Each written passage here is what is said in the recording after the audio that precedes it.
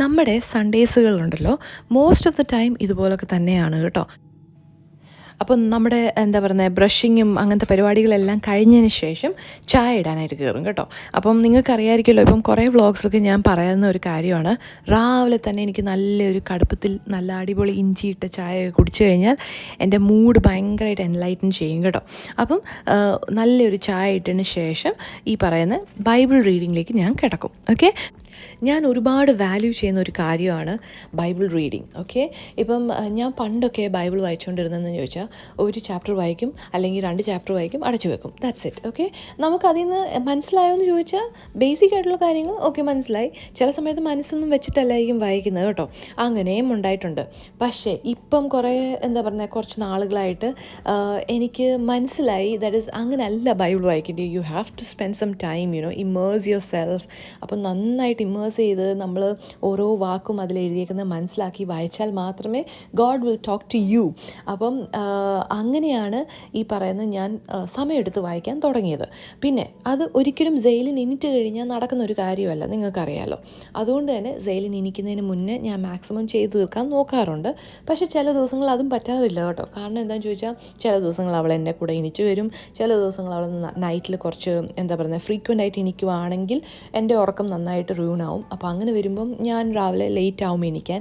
So it depends. Okay, but ഞാൻ maximum try ചെയ്യുന്ന ഒരു കാര്യമാണ്. അപ്പം സ്പെഷ്യലി സൺഡേയും കൂടി ആകുമ്പോൾ ഞാൻ നന്നായിട്ട് ടൈം എടുത്ത് ചെയ്യുന്ന ഒരു കാര്യമാണ് ബൈബിൾ റീഡിങ്. നമ്മുടെ ബ്രേക്ക്ഫാസ്റ്റിന് ഒരു സ്മൂത്തി റെസിപ്പിയാണേ. അപ്പം വേറെ ഒന്നുമില്ല, ഇതിൻ്റെ അകത്ത് പ്ലാന്റെയിനാണ് ഞാൻ എടുത്തേക്കുന്നത്, ദാറ്റ് ഈസ് ഏത്തയ്ക്ക. ഓക്കെ, ഏത്തയ്ക്കയുടെ കൂടെ ഡ്രൈ ഫ്രൂട്ട്സ്, അപ്പം വാൾനട്ട്സ് ഉണ്ട്, കാഷ്യൂനട്ട്സ് ഉണ്ട്, ബദാമുണ്ട്, പിന്നെ ചിയ സീഡ്സും, പിന്നെ മിൽക്കും. ഓക്കെ, മിൽക്കൊക്കെ നമ്മുടെ ഇഷ്ടം, ഓട്ട് മിൽക്ക് എടുക്കാം, ഇനി സോയ മിൽക്ക് എടുക്കാം, അതൊക്കെ അപ് ടു യു കേട്ടോ. ഞാനിവിടെ സാധാരണ നമ്മുടെ പശുമ്പാലാണ് എടുത്തേക്കുന്നത്. ഇതെല്ലാം കൂടി അടിച്ച് നമ്മുടെ സ്മൂത്തി റെഡിയായി. ഇതാകുമ്പം ഹെൽത്തിയാണ് ആൻഡ് ഈക്വലി ഈസിയുമാണ്, പെട്ടെന്ന് സെറ്റപ്പ് ചെയ്യാമല്ലോ. അപ്പം ഇതാണ് നമ്മുടെ ഇന്നത്തെ ബ്രേക്ക്ഫാസ്റ്റ്. നമ്മൾ കുറച്ച് നാളായിട്ട് യൂസ് ചെയ്ത് വരുന്ന ഒരു ഓർഗാനിക് ഫെർട്ടിലൈസർ ഉണ്ട് കേട്ടോ. അത് നമ്മൾ ഈ വെള്ളത്തിൻ്റെ അകത്ത് മിക്സ് ചെയ്തിട്ടാണ് പ്ലാന്റ്സിലേക്ക് സ്പ്രേ ചെയ്യുന്നത്. അത് ആമസോണിൽ നിന്ന് മേടിച്ചാണ്. അതിൻ്റെ ഞാൻ ലിങ്ക് ഇവിടെ മെൻഷൻ ചെയ്തേക്കാം. കുറച്ച് നാളായിട്ട് യൂസ് ചെയ്യുന്നതുകൊണ്ട് നല്ല റിസൾട്ട്സ് ഉണ്ട്. പിന്നെ ഇത് ഇൻഡോറിലായാലും ഔട്ട്ഡോർ പ്ലാന്റ്സിനും നമുക്ക് യൂസ് ചെയ്യാം. And at the same time because it's organic, it is safe for children, pets. Okay, പിന്നെ ഉണ്ടല്ലോ, നമ്മുടെ കഴിഞ്ഞ 1-2 വ്ളോഗ്സ് കണ്ടിട്ട് ഒരാൾ എന്നോട് ചോദിച്ചിട്ടുണ്ടായിരുന്നു ഈ CC പ്ലാന്റിൻ്റെ അടിയിലിട്ടേക്കുന്ന സ്റ്റോൺസ് എവിടുന്നാണ് മേടിച്ചതെന്ന്.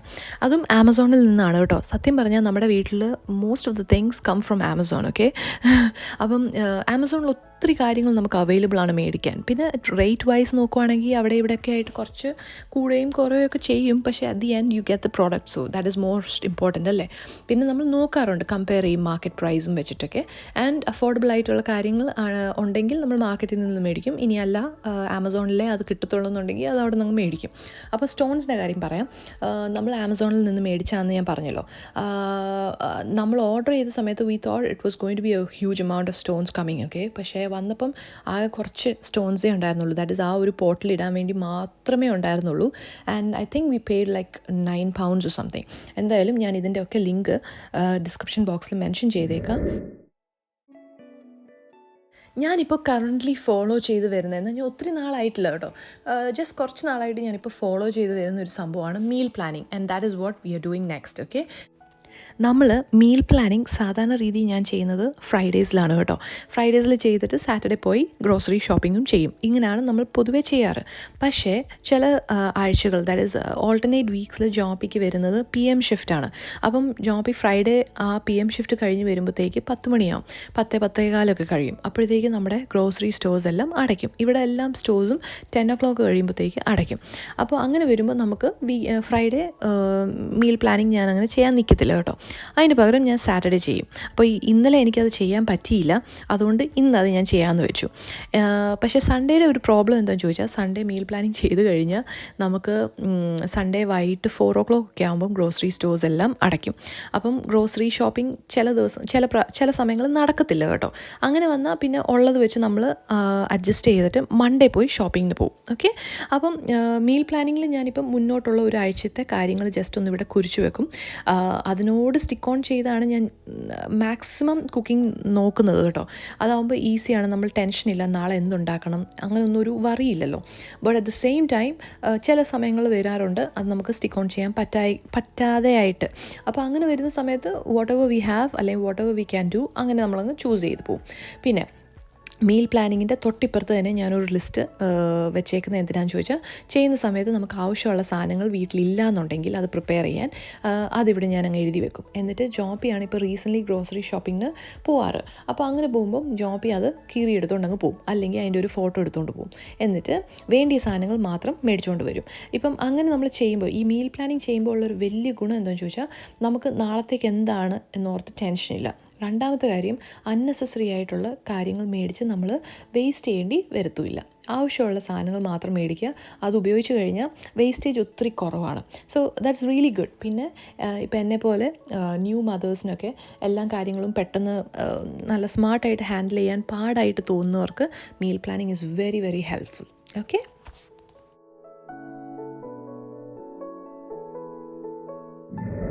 നമ്മുടെ രാവിലത്തെ പരിപാടികളെല്ലാം കഴിഞ്ഞു. സെയിലിനുമായിട്ട് കുറച്ച് നേരം സമയമൊക്കെ സ്പെൻഡ് ചെയ്തതിന് ശേഷം നമ്മൾ ഒരു മണിയൊക്കെ ആകുമ്പോഴത്തേക്ക് അവളെ പയ്യെ കുളിപ്പിക്കാനൊക്കെ കയറും കേട്ടോ. ഞങ്ങൾ രണ്ടും കൂടി ഒരുമിച്ചാണ് അവളെ കുളിപ്പിക്കുന്നത്. നമുക്ക് സൺഡേസിൽ പള്ളി 3 മണിക്കാണ് തുടങ്ങുന്നത്. അതുകൊണ്ട് തന്നെ 1 മണിയൊക്കെ ആകുമ്പോഴത്തേക്ക് കുഞ്ഞിനെ പയ്യെ കുളിപ്പിക്കാനൊക്കെ കയറും. അതിനുശേഷം റെഡിയാക്കി വരുമ്പോഴത്തേക്ക് സമയം പോകും കേട്ടോ. പിന്നെ അത് കഴിഞ്ഞ് നമുക്ക് ലഞ്ച് കഴിക്കാനുണ്ട്. എന്നിട്ട് വേണം നമുക്ക് പള്ളിയിൽ പോകാൻ. എന്നാലേ നമുക്ക് സമയമാകുമ്പോൾ അവിടെ എത്താൻ പറ്റത്തുള്ളൂ. അപ്പം അതെല്ലാം കഴിഞ്ഞതിന് ശേഷം ഇന്ന് ലഞ്ചിന് ഞാൻ ലെഫ്റ്റ് ഓവർ പ്രോൺസ് ബിരിയാണിയാണ് കേട്ടോ.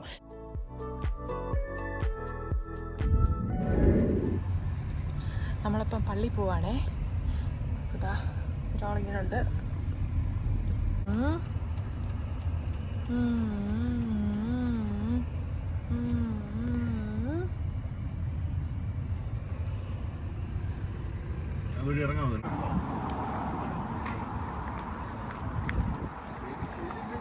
അയ്യോ, വെയിലടിക്കുന്ന. അപ്പൊ കേറിക്കോ മുത്തേൽ ലവിക്കുഞ്ഞെ, പെട്ടെന്ന് കേറിക്കോടാ.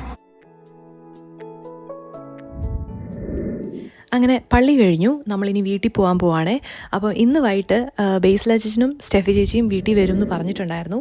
സോ മുന്നോട്ടുള്ള ഇനി കുറച്ച് ക്ലിപ്സ് അവർ നമ്മുടെ കൂടെ ടൈം സ്പെൻഡ് ചെയ്യുന്നതിൻ്റെ ആണേ. അച്ഛാ, എന്തോ പരിപാടി? ഞാൻ കുറച്ച് ചിക്കൻ ഡ്രം സ്റ്റിക്ക് മേടിച്ചിട്ടുണ്ട്, അതൊന്ന് മസാലയൊക്കെ പറ്റി ഓയിലിൽ വെച്ച് ഗ്രില്ല് ചെയ്യാൻ കൊടുക്കാം. മറ്റേ പിന്നെ ഇവിടെ ലവിക്കുഞ്ഞ് എന്തെടുക്കുക? എന്നെ എടുക്കുന്നേ? ഇരിക്കുവാണോ? വായിലെന്തുവാ? വായിലെന്താ? ഇഞ്ചിയോ? അല്ല, ഓക്കെ മറ്റേ ഡോണറ്റ്. അപ്പി എന്തോ എടുക്കുവാ? ആണോ? അപ്പി നാണം വരുന്നു. ഞാൻ നോക്കുമ്പോ ജോബിന് ഇവിടെ ചിരി വന്നിട്ട്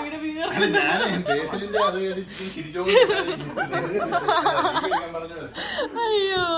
അച്ഛന്റെ സ്പെഷ്യൽ റെസിപ്പി വല്ലതും ആണോ?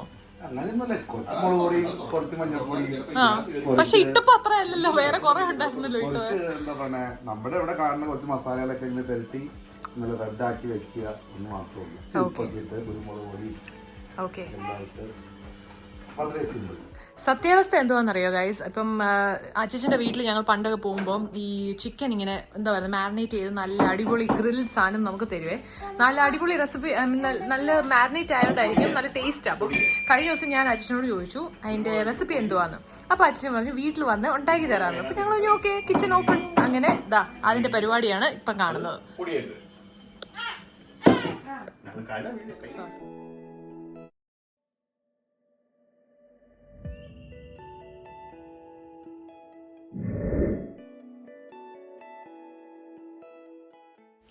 ചിക്കൻ മാരിനേറ്റ് ചെയ്ത് നമ്മൾ കുറച്ച് നേരം മാറ്റി വെക്കണം. സാധാരണ രീതി അച്ഛൻ പറഞ്ഞ അനുസരിച്ച് പ്രീവിയസ് ഡേയിൽ തന്നെ മാരിനേറ്റ് ചെയ്ത് വെക്കുമെന്നാണ്. അപ്പം ചായ റെഡി ആയ സമയത്ത് നമ്മൾ കുറച്ച് നേരം ടൈം സ്പെൻഡ് ചെയ്തു, ലൈക്ക് സംസാരിച്ചൊക്കെ ആയിരുന്നു.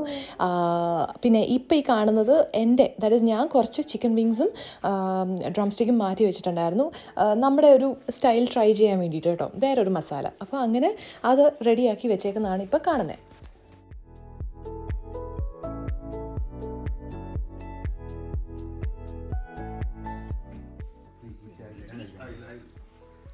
നമ്മളിനിയിപ്പം നമ്മുടെ മാരിനേറ്റഡ് ആയിട്ടുള്ള ചിക്കൻ എല്ലാം ഓവനിലേക്ക് വെക്കാൻ പോവാണ്.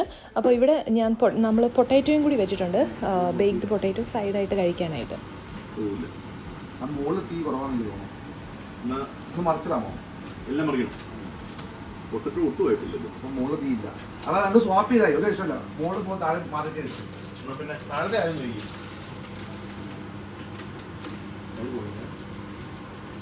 താഴത്തെ ഏകദേശം അതുപോലെ തന്നെ ഉള്ളൂ. കുഴപ്പമില്ല, നമ്മൾ കുറച്ച് ഇരിക്കട്ടെ. ഒരു 15 മിനിറ്റ് കിട്ടാം. ആയിരിക്കും അതാവാ. തീ കൂട്ടണോ അതോ ഇത് തന്നെ മതിയോ?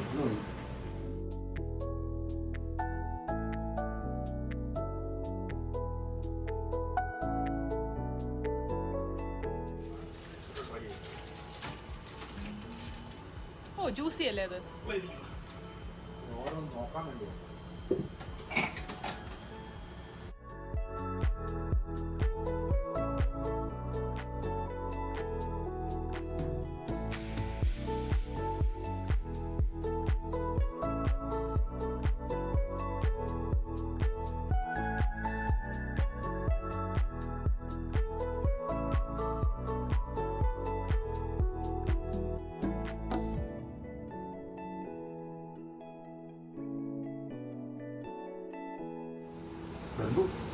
എന്തോ കൊള്ളാവോ?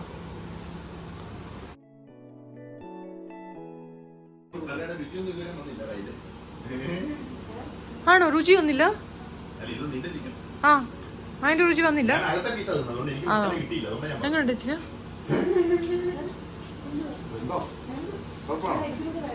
രുചി എങ്ങനെയുണ്ട് ചേച്ചി?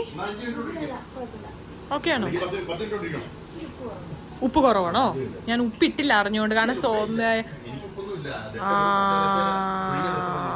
ഞാൻ മറ്റേ സോയാ സോസ് മാത്രമേ ഒഴിച്ചുള്ളൂ, ഉപ്പിട്ടില്ല.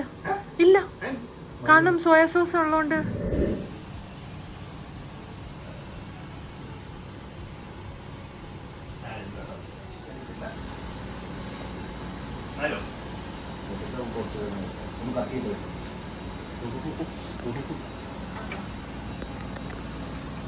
ആയോ ചേച്ചാ?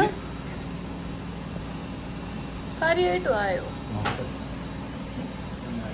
അതെന്തോ നല്ല നോക്കി തുറന്നിരിക്കുന്നോണ്ടാണോ ഇനി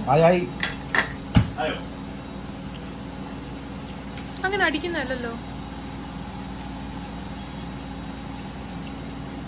അങ്ങ് നിർത്തിയാലോ സ്വിച്ച് മെയിനിന്ന്.